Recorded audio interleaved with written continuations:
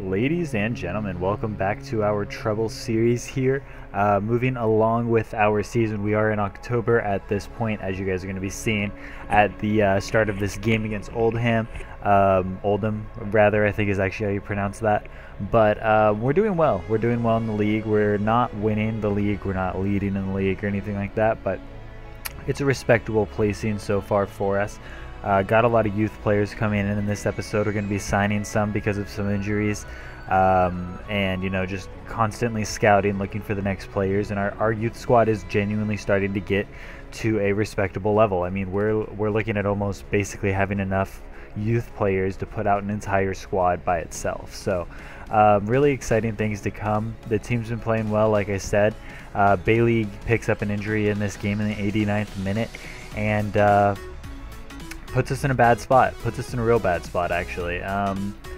And that's what I was talking about when I say we had to sign some players because of injury. I actually had to end up signing another right mid because Bootroyd ends up getting hurt in the following game in the 17th minute, picking up an injury, trying to play through it, ends up injuring himself even more, has to get taken off the pitch for Dickinson, and then that just kind of puts me in a bad spot because now I'm playing with a central midfielder in a right mid position. We're still winning the game though. The team, like I said, is still playing incredibly well, but we do go into our youth squad and starting to look at some of the players. We decided to go ahead and sign up Sung-Won Ha to the squad.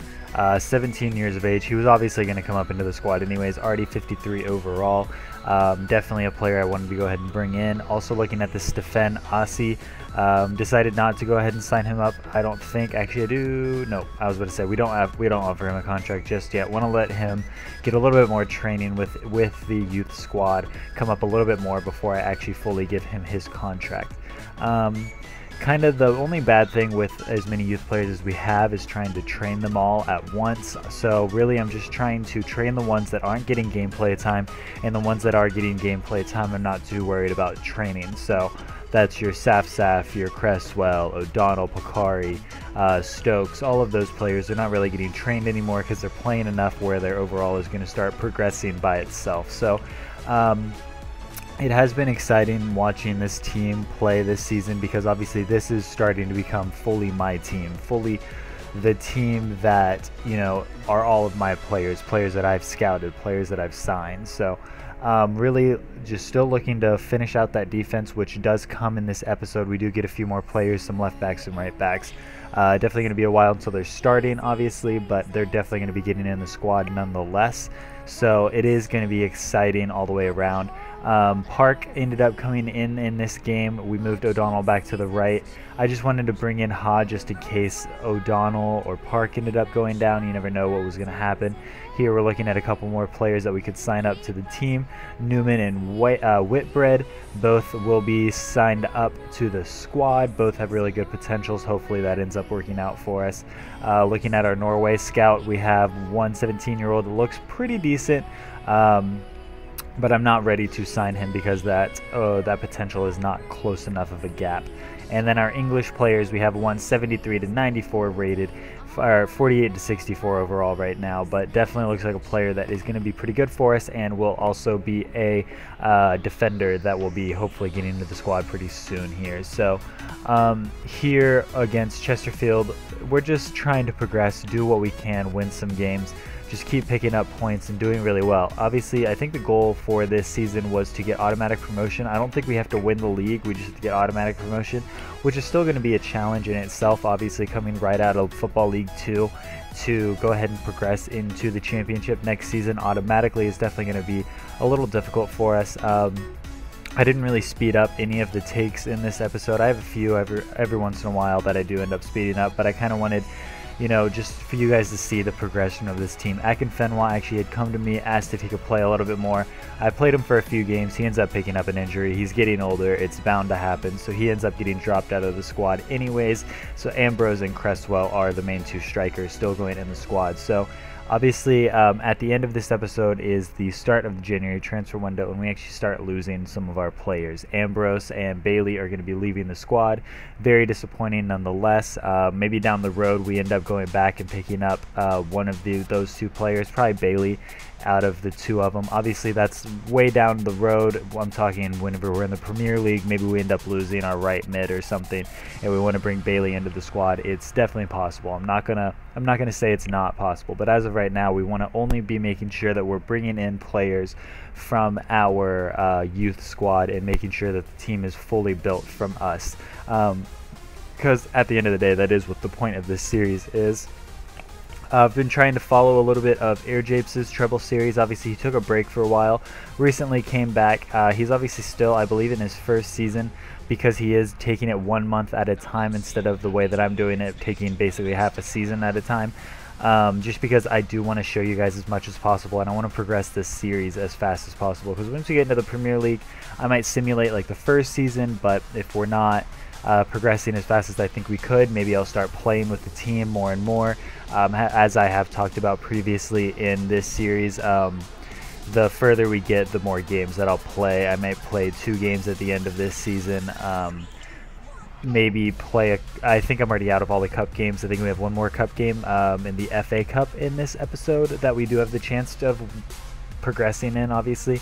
Got a pretty unlucky draw though, so I wasn't really too sure how that game was going to go, and at the end of the day, the cup is not my focus right now. The league is my focus. I want to make sure that we do get that automatic promotion, even though we will be losing Ambrose and Bailey obviously coming soon. So definitely want to make sure that we're pushing forward. Kim ends up getting the start in this game and grabs us a penalty, so things are looking good with him. A lot of these South Korean players that we are getting are actually playing really well, and it's really good to see. I know I talked about it a little bit in the last episode, but there is another series that I am thinking about doing. I am streaming it right now, but it's for club and country, and right now I'm doing it South Korea, and that was before I realized that South Korea is no longer in FIFA 16.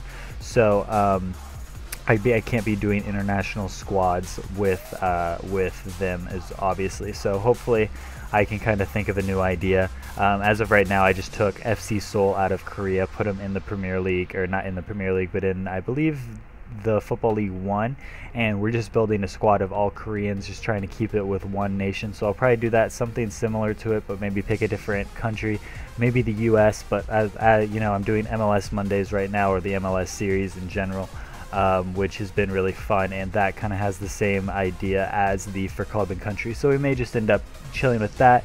MLS videos will be coming out in the next couple days or so.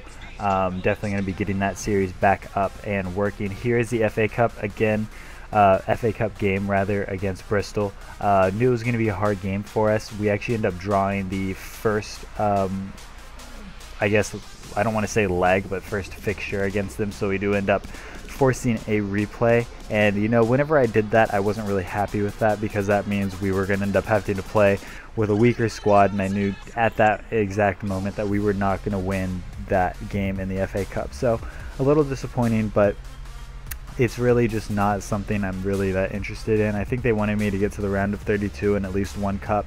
I don't know if I actually even did that, because I really wasn't paying attention to it. So it is what it is.